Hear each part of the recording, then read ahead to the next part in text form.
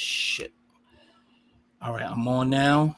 Let me because I had it set up on TikTok that I'm going live. All right, so let me post that. So we good. All right, we good. I go always edit this part out. You put that I'm live now on Instagram real quick. I should have done that, but I'm rushing as well. Live now. Link in bio. All right, we good. All right, peace, everybody that's in the building. Oh, there go Dusty right there. Peace. Yeah. What up, man? What up, Thank Dusty? you for tuning in. Yeah, there you go. Oh, you just dropped out. All right. Everybody, do me a favor, please. Everybody, I need y'all to share this live, please. Please share this live. Thank you, everybody that's on Rumble that's tuning in right now and Facebook. All right. So, first I want to shout out Ernie for introducing me to Dusty. Y'all make sure y'all check him out on Dusty TV, right? Hold on, let me make sure I got it right. Dusty Vision Video on YouTube. Make sure y'all check him out, man. And he linked me with Alonzo, so it's definitely a pleasure. So we have the Godfather of West Coast hip hop from the world class Wreckin Crew, aka Disco Alonzo. I did my research, goddammit. I'll take that. How you doing, brother? I'm doing fantastic. What's happening with you? Hey man, just chilling. I don't know. You okay? All right, you good? You good now, Dust? Yeah, I'm gravy, baby. All right, so now a lot of us know your story already, but I want to start with current events right now or off the rip. All right. So what's your thoughts about Will Smith and his ex assistant? You know, he came out talking about he caught him getting his backside dug. I don't know how true it is. This is allegedly, but what's your overall thoughts about the whole situation with Will and Jada? You know, man, I'm a big audiobook fan. I listen to audiobooks. I listen to Will's audiobook. I just finished Jada's audiobook last week, and I just finished with Scarface's book.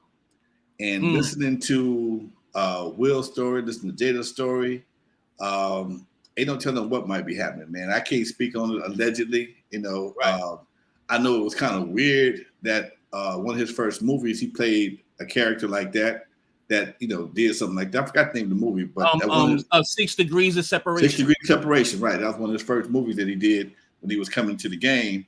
And you know, it's just, you know, man, I can't get mad at what another man like.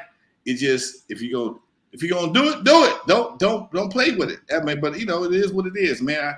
It's real hard to speak on this kind of stuff, man, because so much cancel culture out here these days, dude. Yeah, gotta be very careful. You gotta be careful what you say. You know, your thoughts. You know, you can't express your thoughts without somebody monitoring your ass and ready to, you know, put you on the chopping block for how you feel. I feel, you know, if you feel a certain way, that's how you feel. It is what it is. You know, and what them two men did, they were trying to do it in private. It just became public, if that's what happened. Okay, but when did it supposed to happen? Recently? Probably some years back, something like that. You know, the question is, why is it just not coming up? Right, and some people think he's trying to come. He's trying to get money out of them or something like that. Every time I hear situations like this, first question I want to ask is, when did it happen? Does this something happened last week? And you know, you came out with it, or something happened a long time ago, and you've been holding it for whatever reason. Now you're gonna tell it. Come on, man. For me, that weakens your position. Okay, if you held it all this time, and all of a sudden now something didn't go your way, now you want to tell it? Nah, it may have happened, but it don't have the same impact. Right. For me, everybody, do me a favor. Please share the live. Hit that like button. Please share. Now, we all know that Keefe D's crazy ass. I really think I think he grew up on the short cheese bus, because ain't no motherfucking way in hell you're gonna sit up there and talk your way into jail. What's your overall thoughts about the Keefe D situation? You know what? That reminded me of a situation I was in. Had a club, man. This dude did the same thing. He talked himself into going to jail that night. It wasn't no big deal. But with Keefe D, man, I think this internet thing, man, is a hell of a beast, dude. And people want to be relevant. They want to stay relevant. And you know, if that's all you ever had in your life to keep you relevant was being in the car with the person that shot Tupac, and as soon as you stop talking about that, the camera's gonna stop. People gonna stop calling. They're gonna stop dropping them cash apps. They ain't, you know, your situation. You're gonna stop selling books. So sometimes you may say too much just to stay relevant. I think that may be his case. That he's 60-something years old. He ain't doing nothing new to keep talking about. That was like the pinnacle of his life was when he was in that car with Tupac, and it's still relevant to a lot of people. And because the case is not solved, and most cats don't realize there's only two situations, two crimes you can commit that there is no statute of limitations, and murder and kidnapping, and kidnapping is the other one. Right. So, and he may have gotten a deal with the California folks. I don't know who his deal was, but it might not apply to the Nevada folks. Vegas. Yeah, and it might not apply federally. I don't know. But dude, you made damn sure whatever it was, you violated everybody, pissed everybody off. Come on down and sit down for a minute. And I think with all the troubles that Puffy's having all of a sudden, it might be a major ploy to get at him. If he had anything to do with this, that could be a good way to rattle his cage a whole lot. Right, and now you see the thing that's going on with Puff as well with Cassie, right? Right. I just seen a post. Like some hours ago about him, Puffy and Tyler Perry was supposed to go in on getting not Paramount or BET. So they're supposed to go in and buy a network. So now over something this is happening. I don't know how true that is. However, what's in the dark always comes to the light. Now, let's segue to Puffy real quick. Is a lot of the allegations throughout the years, like he has a 30-year track record, and a lot of it is negative. What's your overall thoughts about that situation? We'll come back to it, but what's your thoughts now for right now? That is his whole aura is suspicious, man. I mean, you got all these people that you were connected to. Everybody died. Come on, man. That don't look good. I mean, as many cats as I've been around in the record industry, I can, especially my crew. I ain't got a whole lot of folks that checked out on somewhat suspicious situations. When Kim Porter died, she was 43 years old, heart attack or something like that. Pneumonia. Okay, that's possible, but it ain't likely. Okay, Andre Herrera, I just saw him 4 or 5 months. The next day he was dead. Heavy D, same thing with him. I go back to Shine, Shine and Jennifer Lopez in the club. All of a sudden, some shooting go off, and Shine ended up in jail. Yeah. Rumor has it that wasn't Shine's gun, but he took the beef because he was temporarily disposable at that time. Okay. Right. You see, so, and then you got Al B. Short, damn near died. I mean, I'm listening to your girl. What's her name? The sister. I forgot. I'm drawing a blank right now. But she's been on his head for the longest. She brings up the same scenario. You know, right. If everybody around me was falling dead, Jaguar. I would be in. Jaguar, right? Yeah, Jaguar. Yeah. See, it just came to my head. So go ahead. Yep. If people around me were just falling dead on all of them had heart conditions. You know, Heavy D was a big dude. Okay, all right. Andre Harrell, he wasn't that bad of a shape. Kim Porter, she was fine as shit, man. Pneumonia usually don't come on. Usually you can fight that off. Okay, I know too many people had it and came home, but again,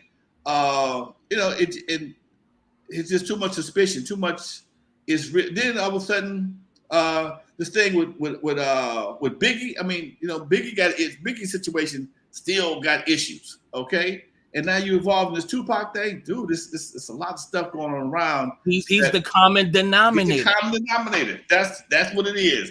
In math, what's the common denominator? Him. Okay? Him. That's right. I'm gonna play this short clip for you real quick. last question for rapid fire, and you can answer or you can say pass. Do you think Diddy put the hit out on Pac?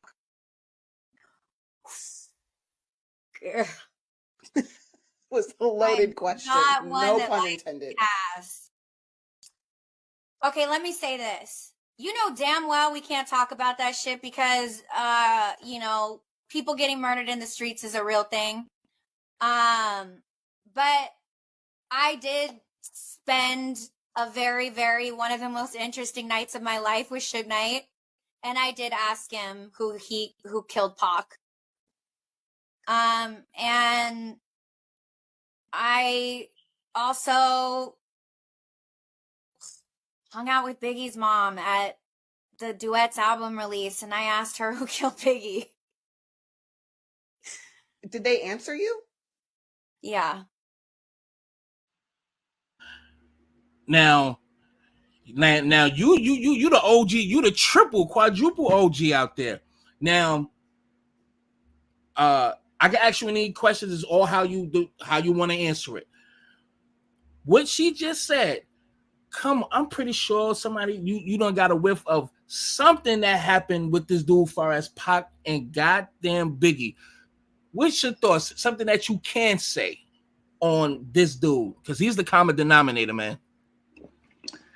It's extremely suspicious, Doc. If I was Ice-T and this was an episode of SVU, yeah, we'd be in the last 30 minutes. He'd be on trial. Put it that way. Right. You know, because usually the first 30 minutes they grab the wrong person on SVU. They get you the obvious person. They ain't him. He got an alibi. About the last 30 minutes, they come up with the right person. And the person you saw this person in the movie in the beginning, but you didn't think he was a suspect. All of a sudden, something changed at 25, 30-minute point. Now he's the main suspect. Same thing here. Right. Let me ask this question because something is coming up. Is there an echo on your end? Because when Dusty, when you drop out, a sign come up, like a sign shows and it says like it's like a bug or something, and it sounds like it's an echo. Do anybody hear an echo on your end? Everybody in the chat? And yeah, I don't hear anything. My mic's been muted. Okay, everybody in the chat, please, because I know how the notifications go. You know how they be doing my channel sometimes. Please make sure you share, and fucking share. Y'all starting to drop in here now, but keep sharing, please. All right, y'all don't hear anything? There's no echo, it looks like.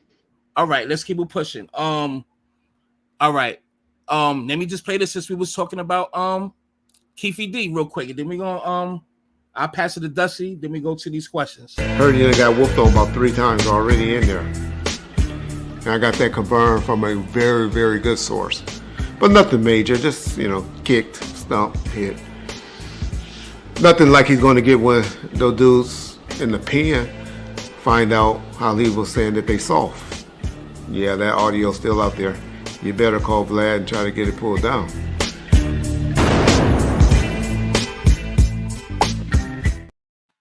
Reggie Wright said that Keefe D got his ass whipped in jail.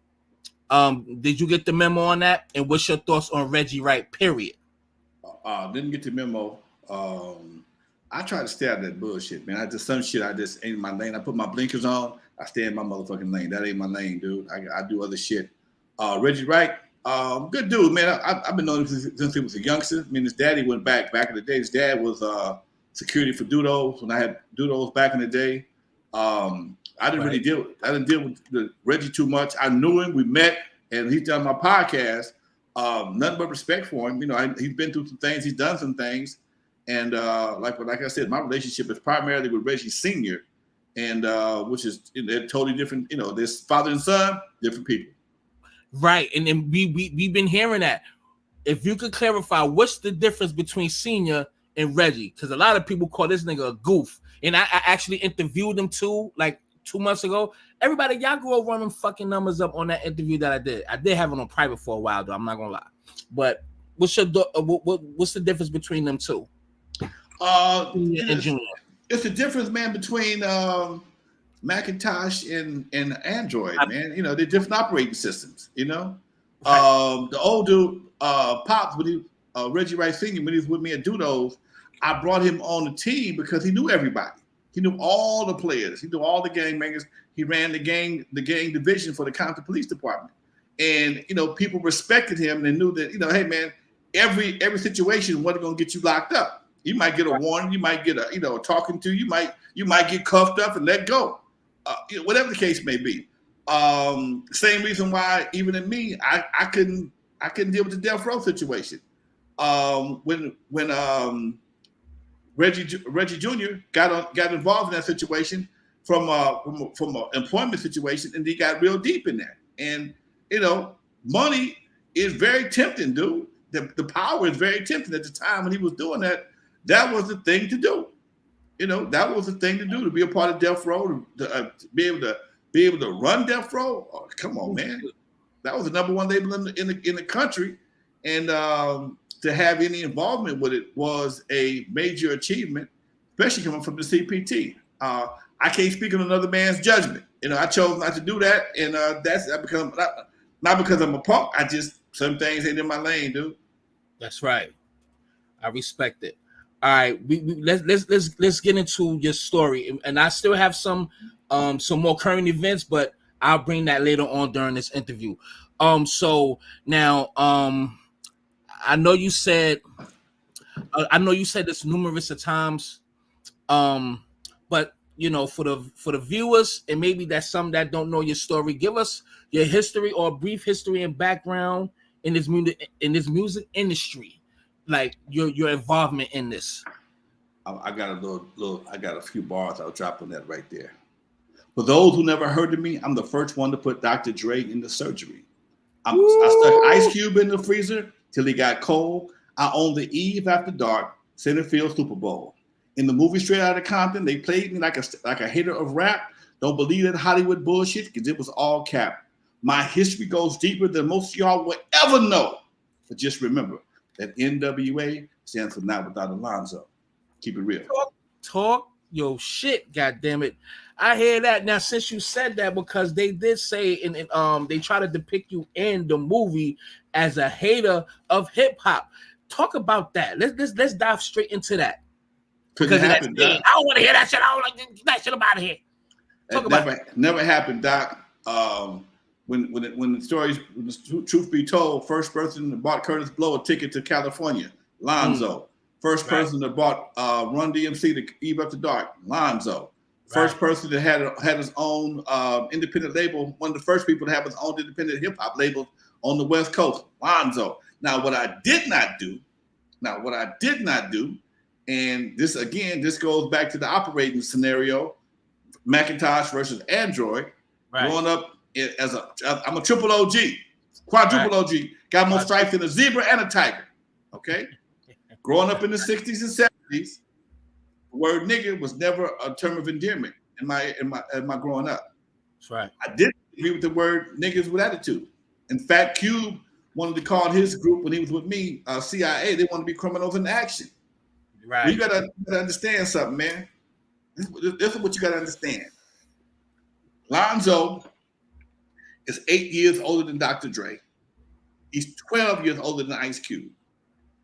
At that time, I'm the senior player of all things LA Compton Eve After Dark. I got these kids hanging out with me. Right. Got the ultimate gangster I have to answer to. And that was their mamas. How do I let your 15-year-old son call himself a criminal? Right. We're talking about a different time, man. And you got to understand, everything that Lonzo did was pre-acceptance of gangsters.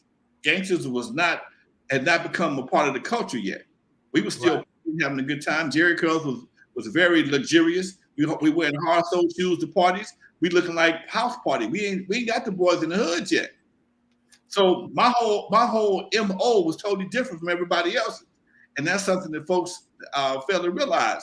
When you saw what you saw Straight Outta Compton was a depiction of something that happened that didn't really happen, because first of all, I don't remember Cube at Dudos. Again, Cube was 15, 16 years old. When Cube got to me, it was probably when he was I was at Skateland, which is right next door. It was a little bit after that. We hadn't got a record deal yet at Dudos, We hadn't signed to CBS yet, so there was no reason for me to have youngsters have somebody rapping like that.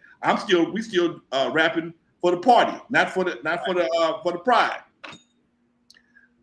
A scenario did happen at Dudo's that caused me to get on Dre's ass. And basically what it was is, again, because I had off-duty cops doing my security at Dudo's, because Dudo's was right there on the brink of Pyru, all things Pyru. People was paranoid to come over there because it was right around the corner from Pyru. If you hopped the fence at Dudo's parking lot, you might end up in the Pyru's boys' backyard. It was like that. Damn. So I brought my team in, my security team in, to make everything happen. My cousin who ran Reggie Sr., and a couple other guys, they rotated from time to time. Huey Taylor was one of them, who later became the chief of police. They ran the security for the swap meet, the Compton swap meet. The Compton swap meet was liable to go down at any given moment because Bloods, Crips, SAs, Samoans, everybody need draws. So at any given time, you might see an op in the swap meet, and you don't have time to call the police. The police had to be on deck. So I took that same philosophy to do those. Minimize my problems. But at the same time, I got some folks watching me. And one day, Dre played this song. It's called Fuck All Them Hoes. And when he played the song, I really wasn't paying attention because to do those, I was kind of running around counting money, checking on shit, blah, blah, blah. But this cop I just got through talking to, we just kicking and talking about some football with some girls or some shit. He came looking for me. Alonzo, I can arrest you right now. I'm like, what are you talking about? For letting them play that record. What record are you talking about? And I wouldn't, the one with all the cussing and stuff in it. Again, we're talking about 73, man, 73, 74. The streets ain't changed. The streets ain't changed yet. I could arrest you. 83. About 83. The cop told me I could arrest you right now for contributing to the delinquency of a minor. Mm-hmm. That's a term you don't hear no more. You don't hear that shit no more. This is real talk. I'm like, why? He played a song that had cussing in it. Dudo's, because it was so much bigger than Eve After Dark, I had a younger clientele. Compton versus Dudo's was in Compton. Eve After Dark was in the county of LA. So I had different rules to abide by. At Dudo's, I could let people in as young as 13 years old. I had more people. I had a bigger room, so I could do that. So Dudo's was more like Romper Room on some aspects, where Eve After Dark was more like Soul Train. But I still had to get my money, so I had to fill it up with somebody. So now I got people's kids, mama dropping their kids off to Dudo's. Pops dropping their kids off to Dudo's. They putting their kids in my hands, but in my care. But yes, because I got the police out there, they trusted me. I ain't never lost a kid. Right. I ain't never lost one. Every kid got dropped off at Dudo's, Skateland, Eve After Dark, went home to their mama. Every once in a while, somebody went home a little lumpy, but for the most part, everybody went home. Okay? Right. But that was my era of being a promoter. I was always taught responsibility, longevity, and take care of your clientele. So when the cop ran up on me in real life, they took that scenario and flipped it into me going off on Dre. I went off on Dre behind playing the record because he got me sweated by the police. Cops that I'm paying. Okay? So now he gets me sweated. They took that scenario and reworked it where Cube was playing. Cube did a song that I didn't like, which was some bullshit. And it just made for good movies. Real life ain't gonna do with that. Biggest lie ever told. Now, Jerry Heller, right? Yeah. Now, what Eazy, right? Because you said that he was just student at one point, right? Let's talk about that. You said that he was just student, and you introduced him to Jerry Heller, or you introduced Jerry Heller to Eazy. Either way, is it safe to say you made Jerry Heller? It's safe to say that I helped Jerry Heller get back on his feet for damn sure. Okay. Jerry Heller was already a respected cat in the game, but he had according to him, he had a bad divorce and sitting back to his mom's house. Shortly after that, he met Eazy E. I introduced him to Eazy E, and things changed for him considerably, and he was able to get back on top. Right. Now, I'm gonna bounce around a little bit because we talking about Jerry Heller and NWA, right? Yep. All right. Let me ask this: Jerry Heller, did he do a divide and conquer move to separate you from NWA? Is it because you knew too much about the business, far as points and percentages? I would think so. I would think it was. I think it might have been a twofold situation. Whether he purposely divided and conquered was one thing, but I'm the only one that knew the truth about all of them. I'm the only one that knew the truth. Y'all know it now. I knew it back then. I ain't surprised it took y'all 25 years to figure things out. But I know where you're going. Go ahead. I knew back then who wasn't what. Okay.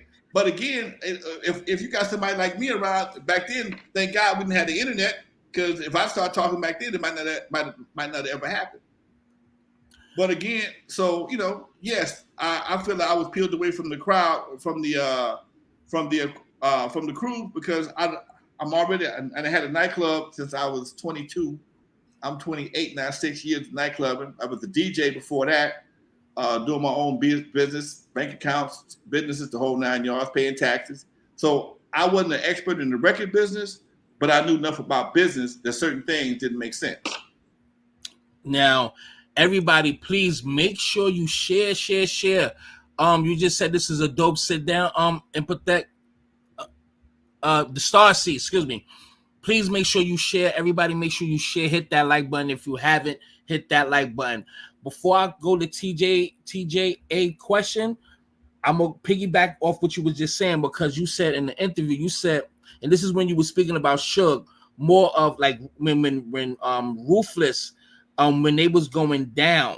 And this is when you're speaking on Hella. Now, when Ruthless, NWA was in decline and Death Row was on the rise, you said they were acting like NWA was acting and Death Row was active. Please explain that. We know what you mean, but explain it.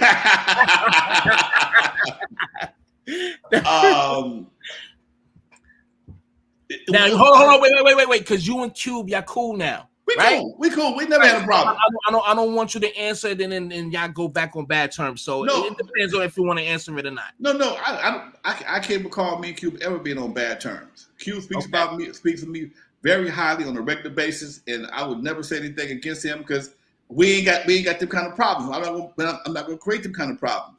But I knew he was a great writer. He understood what he was writing about, and he was able to create that character. Okay, that's simple as that, Doc. That's as simple as that. They all were cool youngsters around me. I never saw that side of them. You see what I'm saying? I never been in battle with Q. Again, he's a lot younger than me, so there would be no reason in the world for me, a damn near 30-year-old man, would need a 15-year-old kid to have his back. Not going to happen. Okay. Right. But I've had situations where I was like, where were y'all at? Okay, and dude. What were y'all? What happened? Well, man, I was getting hemmed up. I'm doing something. I'm being threatened or intimidated or getting my ass whooped, and my support team is not to be found. So again, we let all that shit go. But at that time, it was like, y'all gonna do what? It's like anybody else.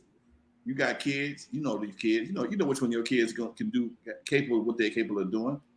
And I think I was surprised that they were able to pull it off, because that was not the intention. And that's the part people forget. And I had to remind people of this as I do what I did for Eazy E, that he was never trying to be a rapper. Right. He was a businessman trying to make some money. Right. He got talked into being a rapper. He got coached into being a rapper, and he adapted a persona to go along with that. And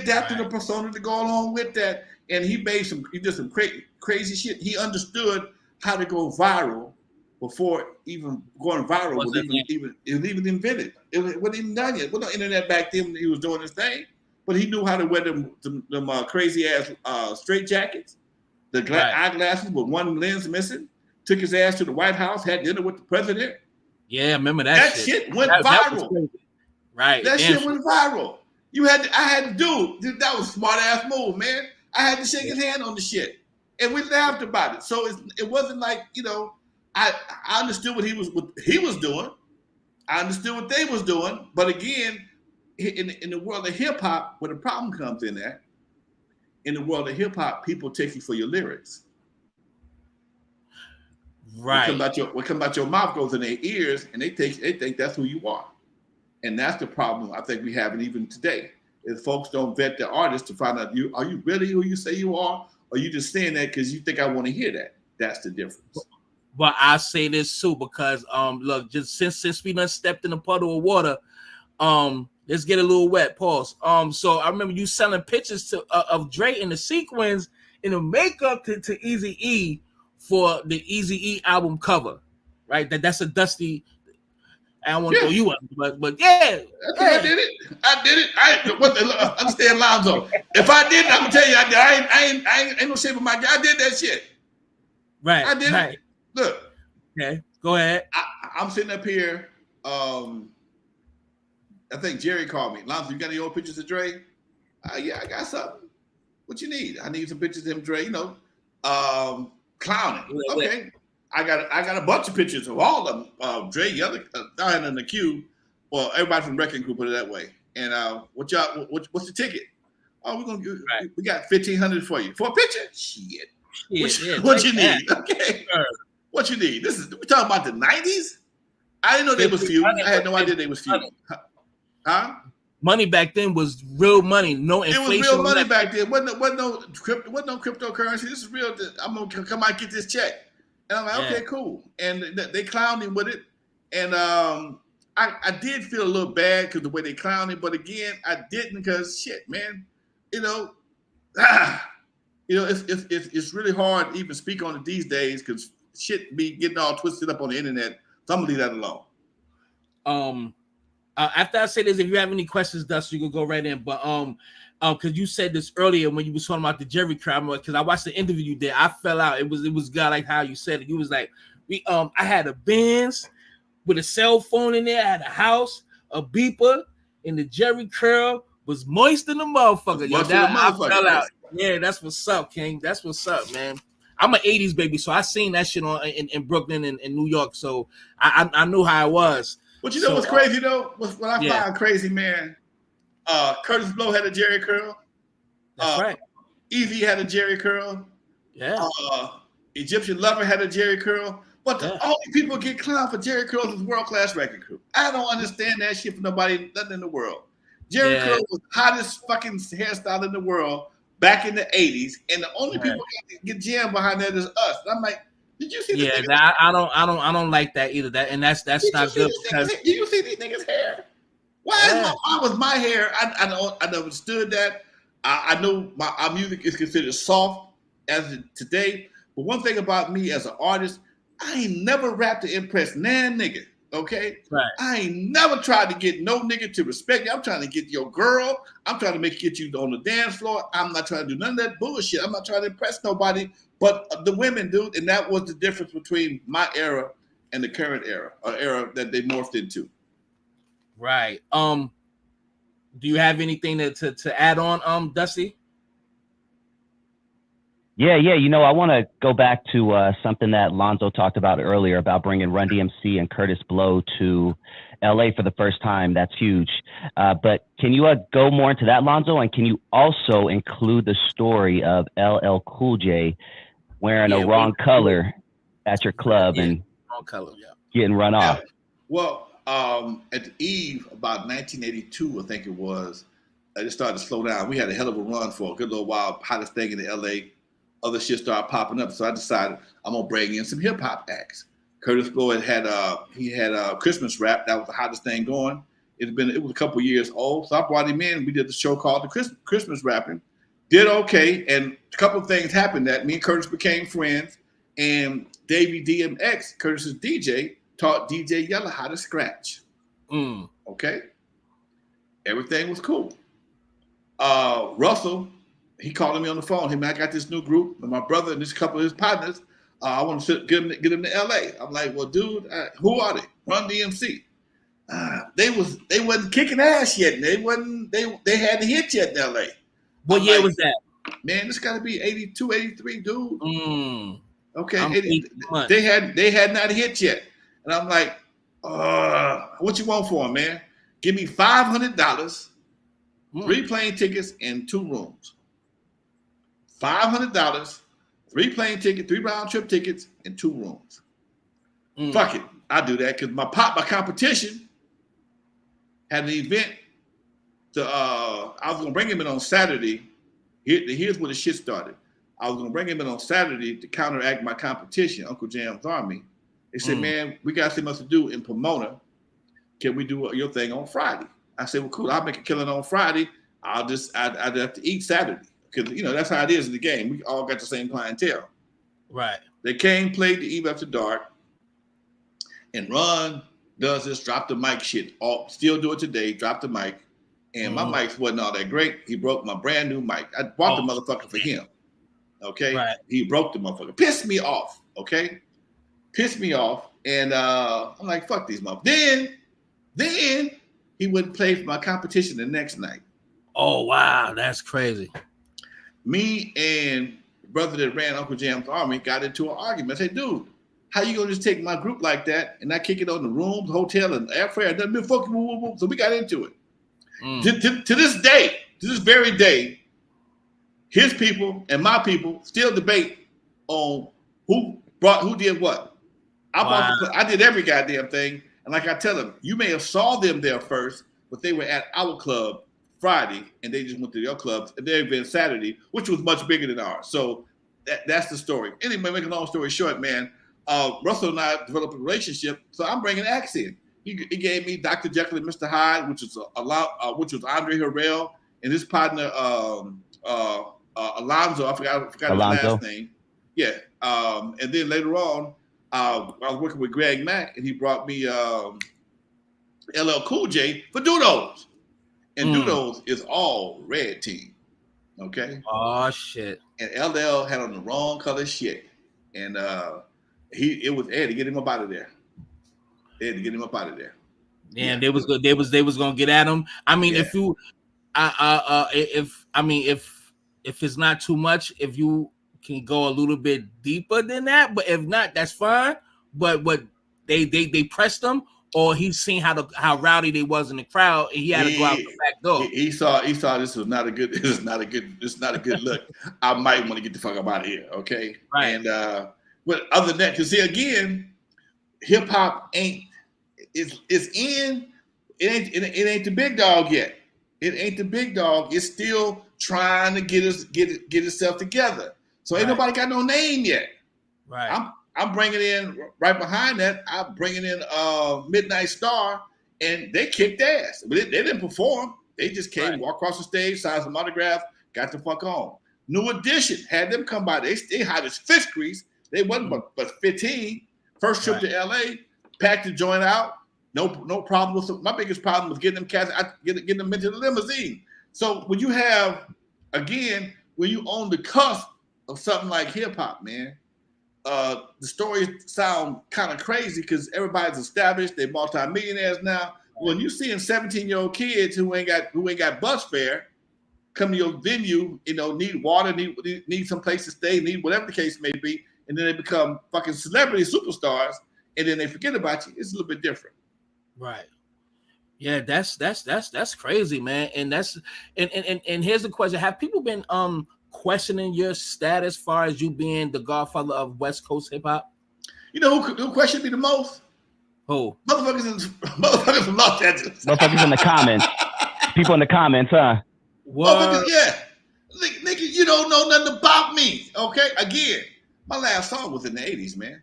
My last hit was in the 80s. My last album was in like early 90s. Okay? I've always had multiple entertainment-based careers. My first career first and foremost is I'm a DJ. I've been DJing since 1977. All right, I got a gig tomorrow night here in LA. I've owned nightclubs since I was 22 years old. I was the first DJ to have a residency in his own fucking club. Nobody was paying me. I'm paying everybody, including the rent, the security guards, and the cashier.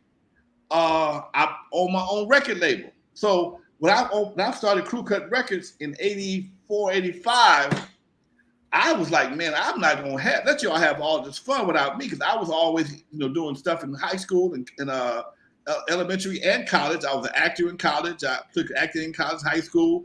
I'm gonna have some stage time. I'm gonna have some fun, dude. And that was one of them bucket list things for me, to be a part of a group. I couldn't sing, but I could dance and I could rap. And hip hop made the entry level for entertainment real easy. And by me having I had my own money from the club. I mean, just do this shit. So what I did, and when people forget, is I set the precedent for all the motherfuckers. Right. Okay. The blueprint. I laid the blueprint. You own your own label and be the leader of the group. Eazy E, Puffy, okay, Luke. I'm the one doing that for anybody. Right. And then I'll go to McCollum, who's our local distributor. He go out of business. He takes on some real gangsters, go out of business. What do I do then? I formed a record label, a distribution company called West Coast Record Distributors. I go get Rudy from the Dream Team, the Egyptian Lover, my boy Unknown DJ, and we piece up and we start our own distribution company. Why? Because I knew how to distribute records, because that was my last job in 1976, was working for a record distribution company. Hold that thought, not to cut you off. I need y'all to understand something. He said own distribution company. Distribution, not record, distribution. Facts. Look. Hey, before you continue, Lonzo, real quick, give me 10 seconds real quick. Anybody who is meeting Lonzo for the it's a big game. I don't know what's going on with your phone, my G. But go ahead, finish. Yeah. Anyone who doesn't know that Lonzo is the real deal. He's not some dude who's just talking trash. I know a lot of people on YouTube, they come on and they say they did this, they did that, they did this. I've been doing my show with Alonzo for the past 5 or 6 years. Dude tells the same story every single time. He is not one of these YouTube guys who is just up here talking trash. This man, literally, when he says what you guys are about to go into, that he was the first person to, distribute, hello, that's the truth. First dude to do this, first dude to do that. This is real shit. If you don't know your West Coast history, you got to follow Lonzo's channel, NWA Stories with Lonzo. NWA Stories with Lonzo. Go ahead, guys. Thank you, make sure y'all follow him too. When we end, you give everybody your contacts and all that. But I wanted to add on to that. Suge, Jay Prince, Irv Gotti try to do their fucking distribution deal, and look what happened. So is this shit? If anything, he is the only one since the 80s that got a distribution deal. That's big business, because they can't do that shit now. We created We created the West Coast Record Distributors. It was very simple. It was a lot easier back then. Reason why it was easier, because you had 2 tiers to the record industry. You had the majors and you had independents. Okay, you had, just like you have major radio stations and you had independent radio stations. And because we were independent record labels, we sold our records to independent companies that also sold them sometimes to major record companies. There was always 2 worlds in the industry up until recently. It was always 2 worlds. As world-class Wreckin Crew, Crew Cut Records, I could make a record on a Monday morning, be on K-Day by Friday, had that same record in Texas, Louisiana, Mississippi, because they're what they call P2 stations. P2 stations were your smaller stations. They might be a trailer in a cornfield, but that's something that's got a 50-mile radius. At some point in time, I think it was 1999, the FTC, Federal Trade Commission, Federal Communications Department, at midnight, voted against the barrier that separated the two. So what happened was, used to be a time that major companies could only own so many channels, so many TV channels, so many radio stations, so many billboards in an area. Okay, and at one night, through a secret vote, they voted that shit down, and all of a sudden, all the big corporations started buying all the small radio stations, and that's how you got the monopolies that you have right now. But before, when we were doing our distribution thing, we were no threat to Sony or Universal. We were no threat to them because they looked at us as being like a cottage team. Okay, right. It's right, like that's exactly how you as a threat. Basically, you see us as a threat. It's just like you see college ball versus professional ball. They would let us break an act in our territory or our area, and as soon as they got to a certain point, they offer them a deal. We do all the goddamn heavy lifting, and they're gonna give them a deal. They did it to World Class Wreckin Crew. I broke them 3 months after we dropped our first album. We own Sony. LA Dream Team, they dropped they dropped their record. They on Universal. My boy Jay King out of Vallejo, he dropped Rumors. Next thing you know, he's on Warner Brothers. So that what they would sit there and just watch us do our thing. We get all the independent radio, get our numbers up. Okay, time for a record deal. So, but at some point in time, they got smart and just bought everything. So, and that's why we were allowed to do that under the West Coast record distributors. I dropped a compilation album called the Compton Compilation that got you a group called CMW, Compton's Most Wanted. Okay. Another group that's called MC8, right? MC8 and Chill and Mike T. Okay. Yeah, let's get it. Under the West Coast record distributors, we dropped the album called Me and Joe, Rodney O and Joe Cooley. Rodney O and Joe Cooley. All right.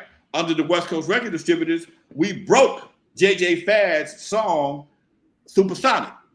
That was Supersonic. That should still go hard though. I ain't gonna hold you. Go ahead. That shit was on Dream Team Records, distributed by West Coast record distributors. If you find the old version of the JJ Fad's album with the Dream Team logo on there, look at the bottom of it. You're gonna see West Coast record distributor on it. That was a company that I created, brought them in. We all did it together. It was a collective, but we owned the distribution company collectively, but we still maintain our individual labels. Unknown came in with King T, Ice-T's 6 in the morning. Yeah, and so we did a lot. But what we did collectively, we all, and I tell anybody, man, as some almost 30-year-old men, everybody balling. Everybody balling. The worst thing we ever had came to our life was our egos. I got turned off the lights. I'm still touring. Egypt still touring. Dream Team still touring. The only person who wasn't touring was Unknown. He's always been a studio hog. So we couldn't communicate without pulling our dicks out. Everything was a dick slang. And we made over $2 million the first year. He a grown man, so no pause. I'm sorry. Hold that thought. I've been waiting to cut you off real quick. The only reason why, Dusty, do me a favor, please, because it's a little bit too much because you keep cutting off, and I really want him to have his main shot. I really didn't want to be on camera. I want him to have his main shot. So you on the computer, log on the computer, so you won't be cutting back, off and on and shit. So you could, you know what I mean? I want this straight shot of Alonzo. Hey, actually, what I'll do is I'll let you guys continue the conversation because Lonzo's the man with the story. So I do appreciate you guys letting me join. But if I can ask everybody to check my channel out, Dusty Vision TV, I do appreciate it. But yeah, man, just go ahead, do your thing, baby. Knock it out. You're killing it, man. I'm loving it. And I definitely look forward to talking to you. Hey, and thank you, man. Thank you. I appreciate you for making this happen. So most deaf. Peace, Dusty. Everybody make sure y'all go. Fam, we'll talk offline. Please. All right, peace. Make sure y'all go to Dusty Vision Radio. Make sure y'all check him out. All right, because I really just wanted your whole shot. You know what I'm saying? It was a little bit annoying, but thank you, Dusty, again. All right, so do you know where you left off at, or you want me to continue? Continue. I forgot that shit. Go ahead. It'll come back. Go ahead. All right, but I did not know that Master P That Mr. Ice Cream Man, Mr. Ice Cream Man. That was your sample, right? Turn off the lights. Turn off the lights. Right. So why you he just put it out there and he didn't even ask you to clear it, but you got your bread. Talk about that.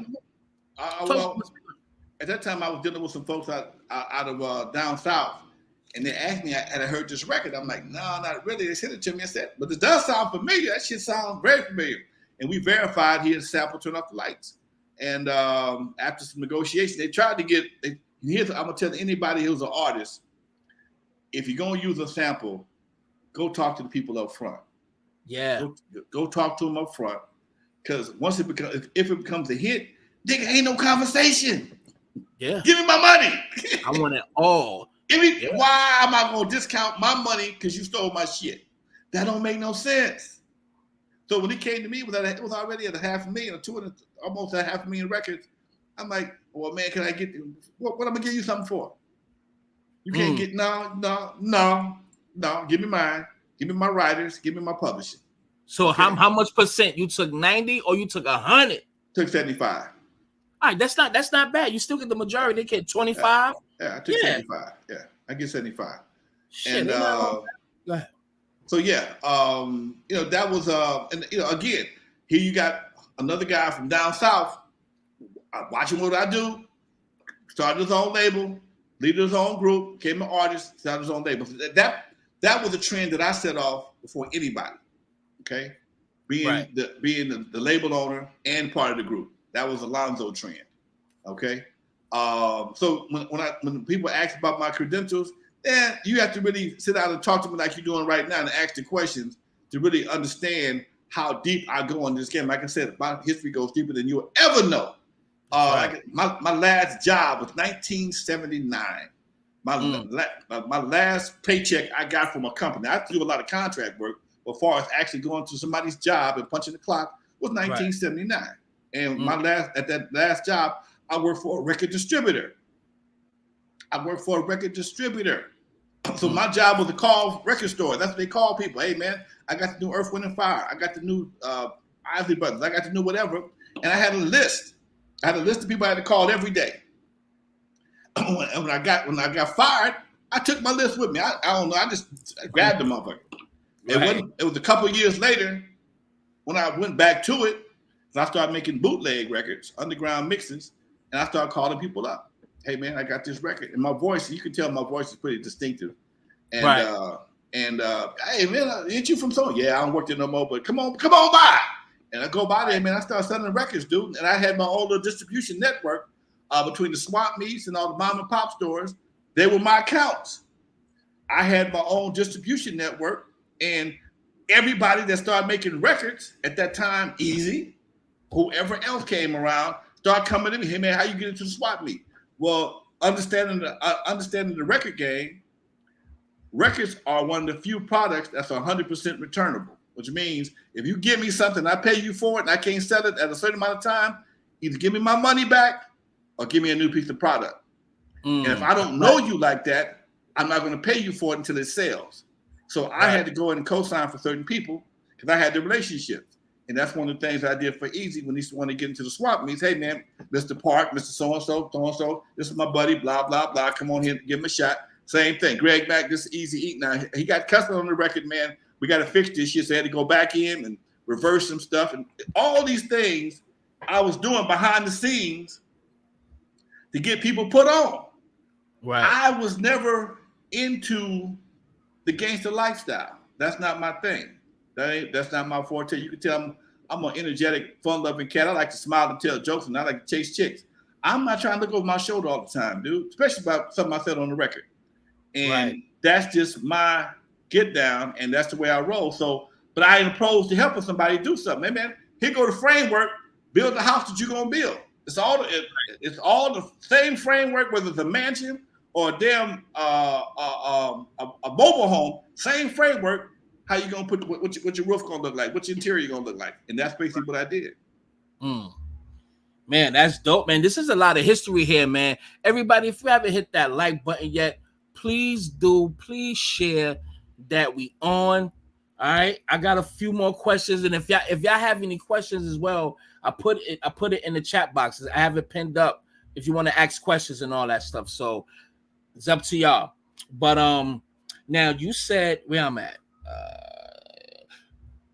Do you think that they gave you credit? I'm talking about NWA. Do you think that they gave you credit for what you have done for them? Because Eazy, like you said, was the only one who came back to check you after he blew up, and he gave you a check. What about the rest of them? Cube, right to this day, I got nothing but respect for Cube because my name falls out of his mouth on a regular basis. In fact, one of the interviews he did with, I think it was Breakfast Club or somebody, I had to put it in my documentary because he said, man, Alonzo don't get enough respect for what he did for the West Coast. See, right. My history is not just about NWA. If you talk about Afro Man, the brother with the natural and the weed, dude came out of my studio. Miss Chalet came out of my studios. I mean, not saying that come out of my studios. I mean, not just recorded here because I've never just been a you wrote for her. Turn Off the Lights, right? Turn Off the Lights, exactly. I've coached these cats. I've worked with them in helping them develop their characters. Afro Man, when they first met me, he was wearing an Afro wig with a guitar with only 4 strings on it. But I told him stay with your character, man. And that's what we were selling at that time. We were selling characters, man. You know, nobody believes that, you know, this guy's a pimp. You know, Too Short as a character, he said, I'm not a pimp. I just talk pimp shit. That's right. It wasn't, and he'll tell you that I'm not a pimp. I just talk pimp shit. And these are some of the things that people not understanding when it comes to the music industry. The music industry it's like a long ass movie, man. You know, it's a movie. It's a musical movie. It's a movie set to music, and depending on how good the story you tell will determine how well your clientele join you and follow you. Go ahead. All right. Well, I didn't know that your studio was a part of the Super Bowl halftime show with Snoop, Dre, and 50 Cent. Is that true? No, it was my nightclub. Your nightclub, excuse me, not my nightclub. My studio was in Fairfield, Compton. Right. So how you feel about that? About the Super Bowl, man? That's big, right? Dude, man, I just kind of chilled as you said that. I'm at the Super Bowl. I'm there. You was there. I'm there. Man. I'm there. That's what's I'm up. at the Super Bowl. Okay, 2022. I'm trying to get to Dre all week. Trying to find can't get to him. Hey man, I know you're gonna be at the Super Bowl. Want to come by and update the picture? We'll then hang out for a minute. I know he's gonna have some good shit over there. I go. I'm doing some stuff. I hang with a buddy of mine. I get separated from my original team. I think I'm in the YouTube theater, man. They put the Super Bowl halftime show on the screen, and I saw Eve After Dark. Dude, it fucked me up because that's where it all started for everybody. Right. That's where it all. That took me back, dude. I'm sitting there going, what? And as much as he said he don't like old shit, that was some shit right there, man. That just ignited my heart, dude. It made me feel like a goddamn king that day, dude. Nobody knew what that meant. All they saw was Eve After Dark and the Compton Courthouse and Tams. Now, Tams got a little reputation. That's where Terry Carter got killed at, run over by Suge. But rest in peace. Eve After Dark, rest in peace, my man Terry, good dude. We all went to Centennial together. But to see the Eve After Dark and him stand on Eve After Dark, and he knew that's the foundation of West Coast hip hop. Fast forward, I was already doing a documentary. My partner was shooting a documentary on me already. And he said, man, we got to do something about the Eve After Dark. And next thing I know, we got an Eve After Dark documentary. It's out. It's coming out right now. It's finished. And we've been doing film festivals for the last few months. And every time we play this thing, man, we get nothing but rave reviews, dude. Only reason why it's not out right now is because there's another documentary that we're finishing up right now called NWA, Not Without Alonzo. That was actually started before the Super Bowl documentary. And wow. Okay. The stories that I'm telling you about the club and the distribution and all the stuff, they kind of coincide. So when we shop them, we want to shop them as a collective. See, understand Alonzo. Alonzo had one major record deal with CBS in the 86, 87. And I've always been an independent cat, man. I've always been independent. I've always been about making my own money. Like I said, when I got a taste of having some money from Eve After Dark, it was hard for me to go get another job. And ain't nothing wrong with having a job. It just ain't something I want to go do. And I'm not going to wait around 35, 40 years. I get Alzheimer's or get sick or some shit. If somebody want to tell my story. But I'm healthy, got all my faculties together. I'm going to tell my story the best way I possibly can. That way, I ain't got to worry about being lied on, because they lie on my ass all the time.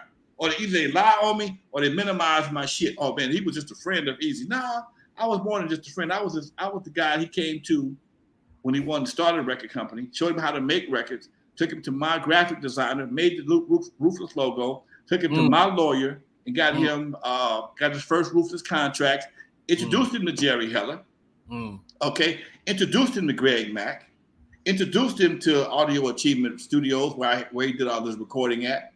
Did his demos, when you see the movie Straight Outta Compton, and the guys HBO come to the studio and didn't like the record that Cuban wrote for him, that was done at the house I'm sitting in right now, the same studio. I'm still in the same place 38 years later. All right. And none of that shit was in the movie. Well, they didn't make it seem like it was in the movie. Anybody that knew, but it wasn't like they made it obvious that this was my house. The studio that they was all in, that wasn't my house, but this is my house, and my house is where everything went down at.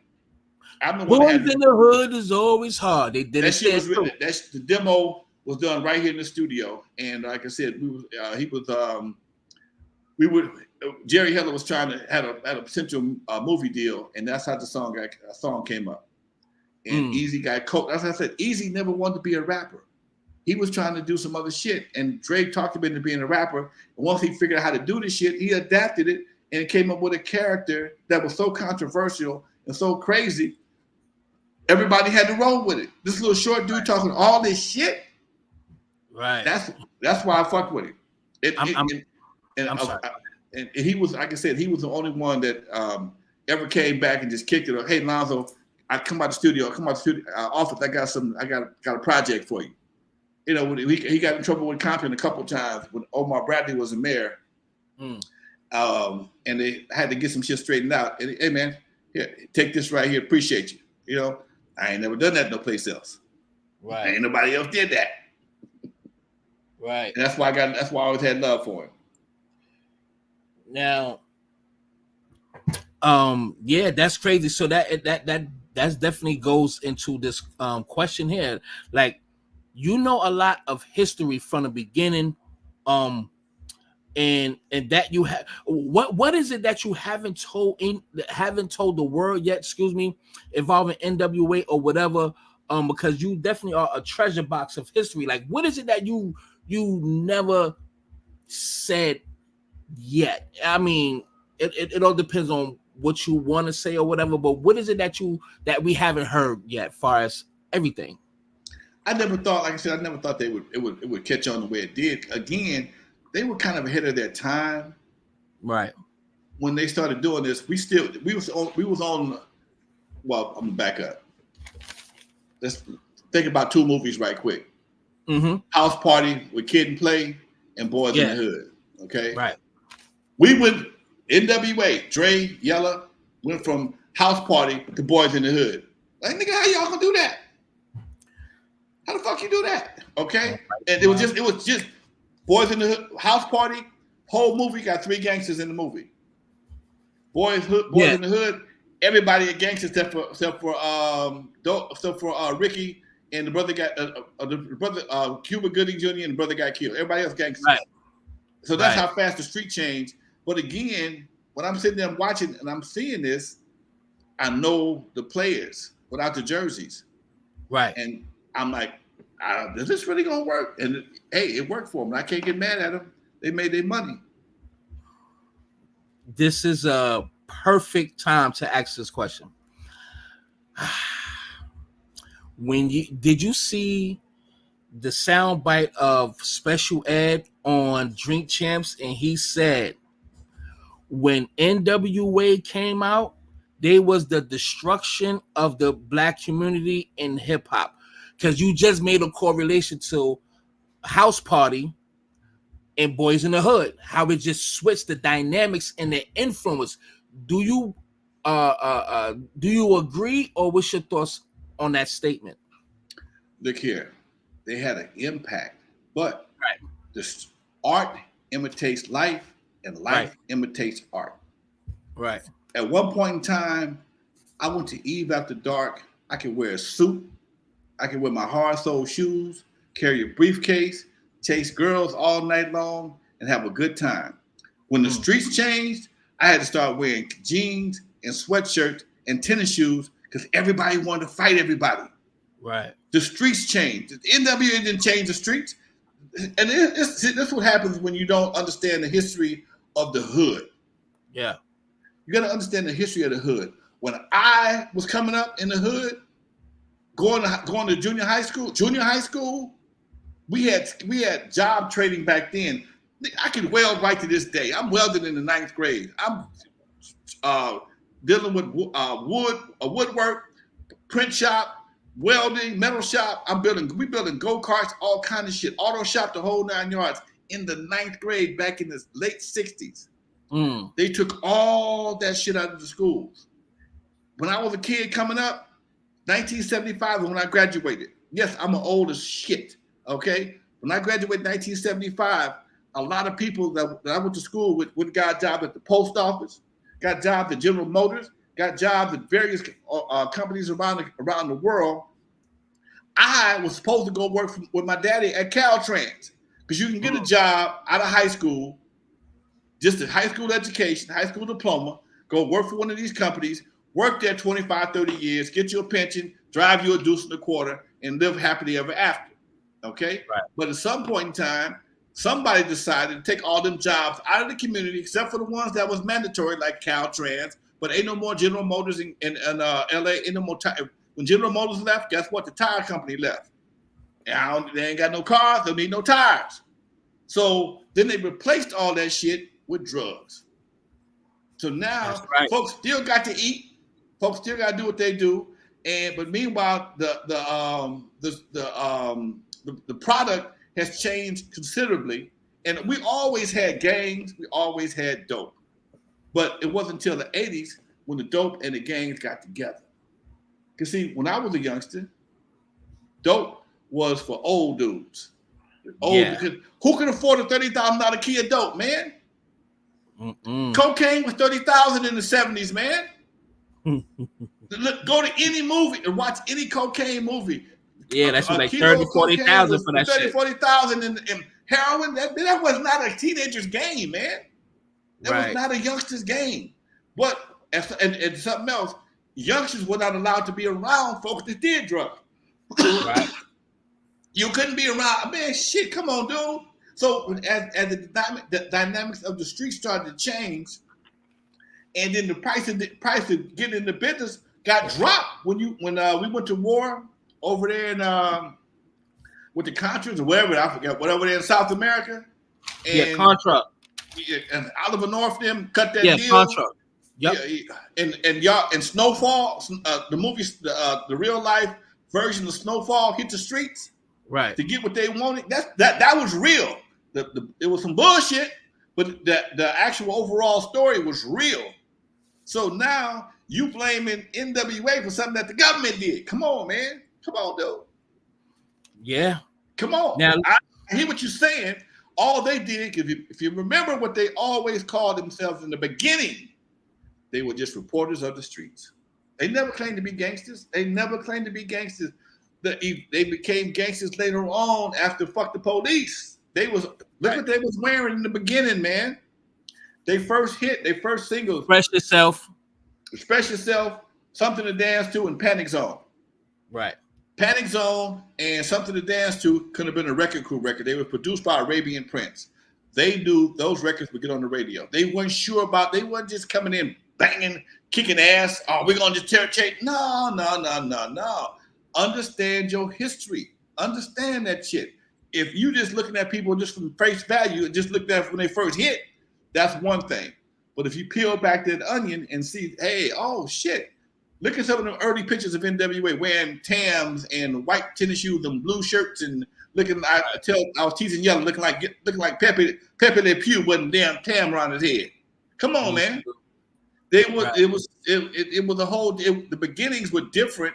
They made an evolution into something else because what they started moving as the streets changed, they changed. They didn't change. Try to adapt to the times. They adapted to the times. I didn't adapt to the times. That's the difference. I didn't adapt. You had to take the slides off. You had to take the slides off your feet. Come on, man. Come on. That's what y'all doing now. I'm out. I ain't fucking with that. That's just me. I'm gonna go back to the club business. I've owned 6 nightclub, about to open my Eve After Dark back up. Okay? Oh yeah. I had that question too. I got like 5 more questions, and then we can get up out of here. Even though there's more, and I hope this is not the last time, man, because I want to interview you again, man. All right. I know a lot of things as far as like the Eazy E Street. We're gonna end with that. Okay. In the hold on, in your entertainment chamber of commerce. So we're gonna end on those notes, positive notes. Okay. So there's Eazy E right now. That death it still doesn't sit well with you. What's your thoughts, man? And add on how good of a father he was, like in the AIDS and everything else too, and the good father he was. I teased little E all the time. I said, man, shit, your daddy had to have you on the bassinet at the pad on a regular basis, changing diapers in the living room. He had a Suzuki Samurai when I met him, and it wouldn't be nothing to have little E posted up in that car with him. And that was just something I respected about him, dude. You know, I was a young dad, so I understood, you know, what you had to do sometimes, you know, with the fellas. Hey, man, I got to look out for my kid. And he always looked out for his kid. And I had nothing but respect for that. The untimely demise, we know that he has sex with a lot of women, and none of them, he have a lot of kids, and none of them has been detected with AIDS.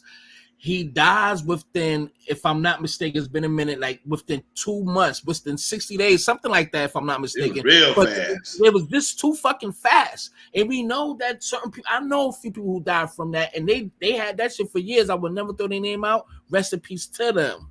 However, like, that was even Bone Thugs, man. That was a hit. That was a hit. Did Jerry Heller have something to do with it? I don't know. That seemed like a calculated assassination.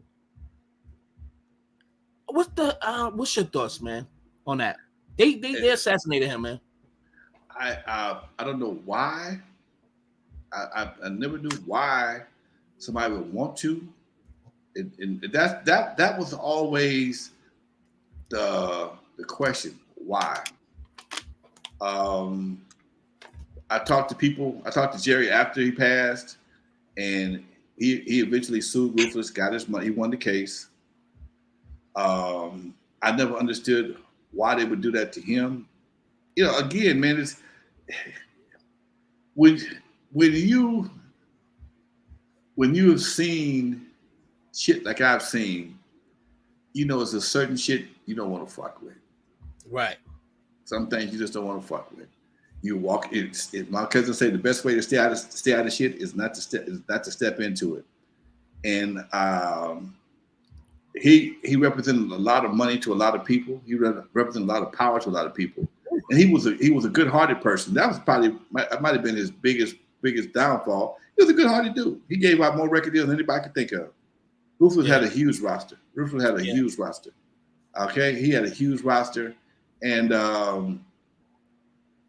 somebody didn't like what he was doing. I can't speak on it. Kid Frost said he think he might have got it from acupuncture. I don't know. I was around, but I wasn't close. You know, Yellow was doing porno at the time. Okay, he would come out in your studio. In the studio, he was shooting porno at the studio at the time. He would come by, but I never seen him mess with them girls. And part of them being over here, they had to have an AIDS test. So, you know, you got so many probabilities and so many possibilities. It's real hard to speak on. All I know is it was suspicious as hell, man. Because I remember, and the first person I remember died from AIDS was Rock Hudson. And for like 6 months, every night on the news, they would say something like, we have a report from Rock Hudson's home. As he rests comfortably, resting in his home, as he rests in his Beverly Hills home, resting comfortably from his condition of AIDS. And this went on for months, man, for months. Yeah. Magic Johnson, he came up with HIV, and he ain't got no traces of it no more. And at that time, Eazy had just as much money, if not more. So it's just like, come on, man. What about Suge? Now I know I don't know, man. Suge, I know you made that statement one time on Arsenio Hall show. But I don't think so, man. I don't think there was another dude on YouTube that did the timelines of all the people who possibly could have been involved, and he kind of Suge out way in the earlier because they had no reason to cross paths. It was somebody else may have done something. I can't speak on that because again, I kind of backed up off of it. They started playing Cowboys and Indians. I left that shit alone, dude. I'll just say, far as the acupuncture, because I had acupuncture done, and those are some tiny little needles. Unless they have some shit in there, they could squeeze it and it injects in you. There's no way in hell you could catch AIDS or anything from acupuncture needle. Somehow, somebody murdered that man. All right. Okay. All right, answer that question. All right, now Suge. Now Suge's demise his sentence. Do you think the bullying and all that stuff that he was doing all through the 90s, and he messed up so much money, like he let the streets get to him. He's a brilliant guy, but he just chose to bully and intimidate people. Now he's sentenced. He got, what was that, 30, 40, 90 years, something like that. He got a long time. He got 25 to life, something like that, I believe. Yeah. But somehow they say he'd be home soon. I don't know. But do you think that karma came to bite him because of the shit, basically his track record? Well, yeah, that definitely played a role. I mean, he had already been in jail like twice already. Right. That's just I remember he went to jail for beating them cats with the phone. They had another situation where some chick he had pulled the hit in the mouth. It was so much shit going on. Then he got violated for that Tupac thing. So yeah, that's just how the law in America goes. You can only do so much shit. At some point in time, they're gonna figure out, you gotta sit your ass down for a minute. That's that. I can't say history. I can't say karma. I'm gonna say more personal history caught up with him at that right there. And it's real hard to have somebody, your car, kill somebody and not be responsible for it, no matter what it was. That's a real hard case. And on camera too. On camera. Rest in peace, Terry, man. That's kind of crazy too. It's real hard for your car to kill somebody and not be held responsible. Yeah. All right, fuck it. Then we're gonna end it off. Biggie and Pac in their untimely demise. What's your overall thoughts on that situation and how the temperature was around that time? All right, I ask like this: How were you feeling? How was the temperature from your perspective when Biggie got murdered in LA? Like, what was the tension like? Like how what did you how did you feel after hearing he was dead? Pardon me, I didn't write that question down. But go ahead. I'm sorry. It was really sad, man. Cause I dug Biggie. His album came out like the next month or something like that. Yeah. And it's like, damn. I mean, these dudes, it's never had a chance to even enjoy his success. And I don't know who did it. I don't know why they did it. But nonetheless, it became standard for hip hop. And that's the part that always made me like, what the fuck is wrong with hip hop? That people dying become part of the industry. You got people in the rock and roll industry been living for years, but we're the only ones that do that to ourselves. And what really pisses me off, I remember when K-Day was on the radio. K-Day was still on here in LA. Right. Everybody get on the radio. Oh man, we gotta stop all the violence. We got, we're all the same gang and blah blah blah. But as soon as they get to the studio, they go right back to the same bullshit. Yeah. And I'm like, dude, don't you learn nothing from this shit? And it obviously not, dude, because it's here nowadays, it's even more prevalent. I remember me and Dusty was doing our show about 2 years ago, and we counted how many shows we did on dead rappers, man, from gun violence, dude. It was like 35 or 40 cats. We almost every show we did, somebody had died someplace, and it's like either you dying for disrespect or dying for retaliation from killing the person beforehand. Like, god damn, how do you break that cycle? Yeah, how do you break that cycle? So this is what I'm seeing as a triple OG in the game, man. I'm like, dude, y'all fucking the game. Excuse me, my friend. Y'all messing the game up big time, because at some point in time, AI gonna replace all y'all, because AI don't kill nobody. They working on it right now. AI, shit. We can put a hologram and we can put a hologram with some AI. Ain't got to pay nobody. Still make the hit records. Y'all can be bouncing. Y'all can look on the screen. Because when you go to a concert, you're pretty much looking at the screen any goddamn way. And we don't need to put up with y'all bullshit. And we own all the creative material and the intellectual property. Ain't got to deal with y'all no more. So I just hope that somebody will listen to somebody, because they don't listen to nobody with no gray in their beard. That's for damn sure. Yeah, and we need that bridge need to be built, far as the younger generation and the older statesmen should be able to sit down and have a conversation. Some of the OGs stop being scared of the young niggas, because they is wilding, and y'all young niggas, open your mind to take some game, to listen to some game or some guidance. You know what I'm saying? So, I'm gonna say something, man, that might get me caught up, but I gotta say this. I was listening to the rapper D1 to D1.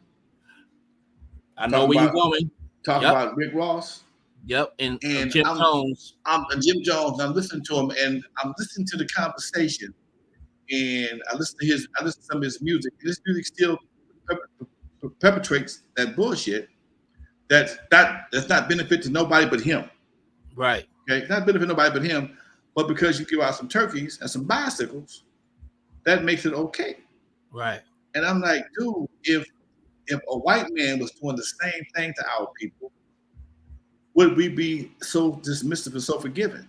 And that's could he just give you some turkeys or a bicycle that your smoked out mama may sell any goddamn way? Homeboy talking about the contribution to the world. D1 talking about the contribution to the world. You talking about a few people in the community that give away bicycles. You can't buy a conscience once you destroy a community.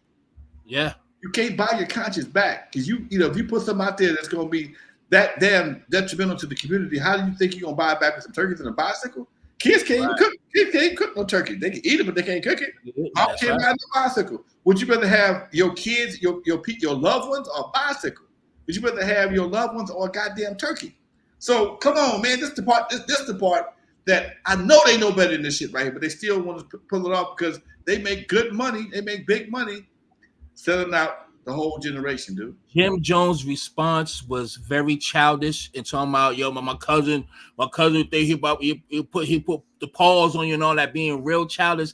That's one thing I did not like about Jim Jones. Like, what he means. He's talking about your content, my G, and the influence that it has on these kids. You got it was a video of these kindergarten or preschool kids, and the teacher was asking them, sing your favorite songs. We got 6-year-old girls talking about Pound Town, my pussy beat, my booty hole.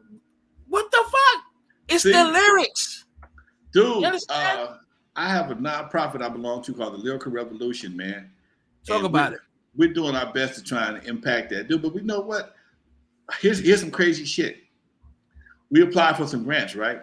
And a couple of people sent us back letters. We appreciate your responding to our grant opportunity, but we don't fund revolutions of any type, lyrical or not. I'm like, damn. So, this is the kind of thing. Now you can say what you want to say, but you won't fund a revolution. I'm like, damn. A lyrical revolution? That's what we need, dude. We need a lyrical revolution right now, dude. Absolutely. Our lyrics are our worst enemy, Doc. And look here, I am a victim of lyrics myself. You got time? You got a minute? How much time you got left? A good 10 because my ride gotta take me somewhere. But go ahead. I'm gonna try and do it in 2. Back in the 70s, I'm a wannabe. I want to be Black Panther. Couldn't do it because I went to Catholic school. But I was able to grow a big ass natural. Those Jackson 5, Jermaine Jackson motherfuckers, right? And I saw the album cover, not the movie, the album cover to Superfly. Homeboy shit was on his shoulders. I saw his maxi coat. I got the album, bought the album. I just looked at the album cover. Couldn't go see the movie because I wasn't 18 yet. Right. I wasn't 17. I might have been 16 in the 10th grade because I was still a centennial. But my partner's mama did hair. She did hair in the kitchen, and was Easter vacation. I gave her $10. Give me a pressing curl like Superfly. Okay. Right. That changed my life. I wanted to be a pimp from that point on, dude. I got pictures of my ass wearing maxi coats with my hair the whole 9 yards, dude. I went to school. Sniffing coke. No, I was sniffing baking soda till my cousin busted me out. Oh shit! I was sniffing baking soda till my cousin busted me out. Nigga, what you doing? Oh man, I just a little one-on-one. Cause I got the lingo. Nigga say, nigga, you got the lingo. My big cousin busted me out, and we eventually laughed about the shit. But I'm telling you, what my point to the story is, music and imagery is infectious as shit. Look at my last album cover. I'm sitting on the front of a Cadillac with my big ass cell phone, black glove, looking like anybody's want to be pimp. Okay, the Turn Off the Lights album cover. Look at the album cover. I still had pimp bows in my body in 1990, whatever the album came out. I still had pimp bows in my body. Talk right? Your shit. That's real talk, Doc. So don't tell me what music won't do to a young, moldable mind. That's that bullshit. Now I want you to close out, but I have to say this from my favorite scene in Superfly. When the dude owed him money and he came back to his crib, that nigga said, Priest said, if you don't get my money tonight, I'm gonna have your a hoes roll, man. That's my favorite scene. I love that scene, son, in Superfly. You don't get my money tonight. Anyway, in closing, talk about the Eazy E Street that you fought to pass and have his name on a goddamn street. And talk about your entertainment chamber of commerce and all the things you've done for Compton. Well, after the Super Bowl, man, I was with one of the city councilmen. We was doing this Black History Month thing at the school, and he and I got to talking about the Super Bowl, how big it was for Compton, but there was no way for Compton really benefit or take advantage of that exposure. And shortly after that, I was talking to another brother that works at Compton. He said, man, maybe you ought to form the Compton Entertainment Chamber of Commerce. Because one thing I do know about Compton got a rich-ass history, dude. It ain't just about NWA and Eazy E. We got basketball players. We got football players, baseball players. We got politicians. Kevin Costner, George Bush. The Bush family used to live in Compton. Real talk. Oh, wow. Real talk. So, but that part of Compton's history is like don't tell nobody. So I belong to a group called the 125 Historical Society, and they've showed me all these different things Compton is doing, and I just figured with my popularity and my connections in politics, I can help bring Compton's history to light. And one of the things I want to do was I want to create a Walk of Fame. That's going to be a little bit hard to do, but I said, you know what? I saw through one of my friends who works at City Hall that there was an attempt back in the 80s, or maybe 90s, to do Eazy Street. And it didn't work. For whatever reason, it didn't work. But they did create Eazy E Day in April. Although he died in March, his birthday is in September. In April, for whatever reason, they have Eazy E Day. So I figured by it being the 50th anniversary of hip hop, I'm going to give it another shot. And I did. And I went approach one of the city council people, Miss Lily P. Darden, the senior member of the city council, not the youngest one, the senior member of the council. And she said, I like the idea. Let's go for it. And we started doing it. Here's the crazy part, dude. I met with her January 2nd or 3rd, first week in January. Everything was good, but it got stalled for a minute. It got stalled around April. I couldn't figure out what was happening. This is my first time doing this. I don't know the players or the damn play. And I go to the clerk's office in City Hall and ask one of the ladies in the clerk's office, how do I get something on the agenda? She said, what are you trying to do? I told her I'm trying to get a street name after Eazy E. And she looked at me, she said, are you serious? I said, yeah. Come to find out, the lady I'm talking to was on Ruthless Records, man. Wow. She was one of the girls from Menage a Trois. She made a phone call and an email. Next thing I know, I'm back rolling again. That's how shit rolled for me this year, dude. That's what I'm saying. So it ain't about who you know, it's who it ain't about who you know, it's about who know you. That's right. That one connection got the ball rolling again, and here we are. Next week we're making it happen, dude. So yeah. And that's tell the people, a lot of people gonna be who's gonna be there, because I know motherfuckers coming out. Who gonna be there? Man, I got Joe Cooley called and volunteered to DJ. Joe Cooley for Radio on Joe Cooley. Right. DJ Yellow's gonna be in the house. Him and Lil E gonna be in the house. Crazy Bone said he was coming through. He said, I'm sick, but I'm coming no matter what. Oh, bless Crazy Bone. Glad you. I just seen a picture of him today. Second to None is coming. I got invites to Quick. I got invites out to Kid Frost, OG rapper on for Ruthless Records. Invites to JJ Fad. Most folks said, hey man, if I might pull up, but I don't want to be on the flyer because I don't want to. I ain't mad at it. Sometimes folks just do that. I'm gonna pull up, but I don't want to be out there. I don't want to create a whole bunch of havoc, or whatever. So yeah, Doc, but I tell you what though, from a media standpoint, I've been talking to AP News, Sirius FM, every news channel in LA has picked up the story and ran with it. I mean, ran with it, shot commercials, the whole 9 yards. KGLH, the local radio station, Stevie Wonder station, they hit me this morning. They all over it like a sheet in the Klan meeting. So yeah, Doc, it's going down, Doc, on September 22nd.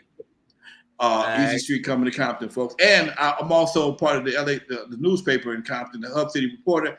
But here's something I want y'all to know. I also own a streaming channel called the Compton Entertainment Channel. If you download Compton Entertainment Channel, if you download the app, you'll see some of the things I'm doing in Compton. Plus, we're going to live stream the event on the 22nd for anybody in the world that wants to see the event. And also, it's going to be live stream. I will live stream it on my channel as well at the same time. Share it. I do all that shit. Yeah, man. You can get it from you can get it on if you got a phone. It'll be on Android and iPhone. It's on Roku, Fire Stick, Apple TV, all the above. So yeah, Compton Entertainment Channel. Put that in the chat, y'all. Put that in the chat so I got hot. Matter of fact, I put it. The Compton Entertainment Channel, and also we're doing a documentary called The Road to Eazy Street because there's so many twists and turns. And it's been fun. It's been a fight, but it's been a fun fight because, one, I enjoy learning, and I'm learning how City Hall works, and I'm learning that City Hall with some persistence, you can get things done. You just got to be persistent. That's all. That's probably one of my best features is I'm persistent. I don't give up. I get a serious, concrete, absolute, not possibly no. If you tell me it's possible, yes, I will keep on rolling. So yeah, Doc, Eazy Street coming to Compton, folks. Man. Also, I got on the shirt right now. If you want to buy one of these shirts, you go to my website, Compton Entertainment CPT ENTchamber.org. The shirts are on the website, and also for the ballers. We have commemorative street signs, the same signs that they hanging up on the streets sell for Eazy Street. They're $250. They $250, and they're selling pretty good, folks. If you want a sign that says a real, not no bullshit, not no, but the same company that makes it for the city, making them for us. They are the Eazy Street signs. If you want to be a collector, they're $250. Again, they're on our website, cptentchamber.org. Hey, listen, man, it was a blessing. I definitely appreciate it. It was an honor of having you on here. Again, salute to Ernie.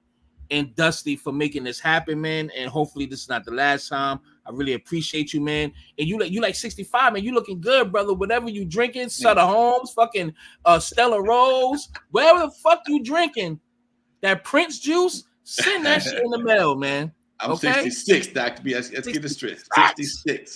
66. You know what I tell? I'm gonna tell you my secret, dude. I don't work hard. I don't drink. I don't do. I smoke, but I do a lot of smoking. I drink, but I don't do a lot of drinking. I do more walking and more water than anything else, dude. And I don't let nobody get on my goddamn nerves. I'll walk away before I let you get on my nerves. So yes, and I'm opening Eve After Dark back up. Yes, that's coming back in December. Eve After Dark 2.0 comes back in December, Doc. So yeah, man. I learned a long time ago. I learned from other people's mistakes. My daddy, he partied his ass off. He loved his drink. He loved his smoking. And he had a stroke at 56 years old. I'm a prostate. See, that's fucking with me too. Sorry, my father died at 55, man. See what I'm saying? I want to surpass that. Go ahead, brother. I'm a prostate cancer survivor, Doc. I go to the doctor on a regular basis. And yeah, you may not like that finger, but damn it, take it like a man and be damn sure that you ain't got prostate cancer, because you don't. I tell cats all the time, the dumbest way to die is lead poisoning and prostate cancer. The dumbest way for a black man to die is lead poisoning and prostate cancer. Nigga, I'm about to get my asshole checked soon. Well, you know what? I say the finger, but the finger is like a last resort, Doc. They got a blood test for it, and I tell you everything about your ass, about your blood with a test, Doc. So yeah, that's what I do, and I just give back, man. I've been blessed. I just keep on giving because till I can't get no more. Hey, I want to sneak this quick question, and then I'm definitely out, man. Because it's something that you didn't want to address about DOC. He got ran out and moved to Texas. I know you don't want to address that, but I just want to throw that in. I seen it in the interview. Oh, it wasn't DOC. It was my other DJ. Okay. I'm sorry about that. Then the one that introduced me to DOC. He used to be a DJ at my club, and some gangster. He got into some gangster shit and had to move to Texas. And he didn't do nothing. He just knew somebody that did do something, and they said if they told, he was gonna get him. And before they got him, he got on, and he ended up moving to Texas, connected with DOC. We go Wreckin Crew and blew up. We hide his fish grease in Texas. We go see our boy. He driving Rolls Royces he DJ for the time, join the morning show. That's when I met DOC. They all come back to LA, come in the studio. Next thing I know, DOC with my boy no more. He on roof. Like, God damn, y'all bad motherfuckers. Anyway, DOC, cool brother, man. One of the coolest brothers. One of my best interviews. And I tell you how crazy we got to kick this so tough, man. I forgot to push record. Wow. We talked 2 hours. He talked about his accident, his sobriety issues, having a baby with Erykah Badu, being with Ruthless, being with Death Row, doing his thing, coming back, blah, blah, blah. And I fucked around and forgot to push record. That's how good the damn interview was. That was just straight up genuine energy, love energy right there. So that's dope, man. Hey, everybody, make sure y'all follow him. Make sure y'all support. Thank y'all for tuning in. All I'm asking y'all is to hit the like button before y'all niggas drop out. Share this shit, please. Okay? Do I need to drop my line again? Go right ahead. Like I said before, for those of you who never heard of me, I'm the first one to put Dr. Dre in the surgery, stuck Ice Cube in the freezer till they got cold on the Eve After Dark Center Stage Super Bowl. In the movie Straight Outta Compton, they played me as a hater of rap. Don't believe that Hollywood bullshit, because it was all cap. My history goes deeper than y'all will ever know. Just remember that NWA stands for Not Without Alonzo. Peace. Peace, King. Thank you. Much love. Peace. All right. We out. All right. Oh, man, that was really dope, y'all. Oh, man. Salute. I'm just going to end this live. About to go eat, get up out of here. Everybody, y'all be easy. Y'all have a blessed one. Y'all make sure y'all share this shit, y'all. Hit the like button before y'all bounce.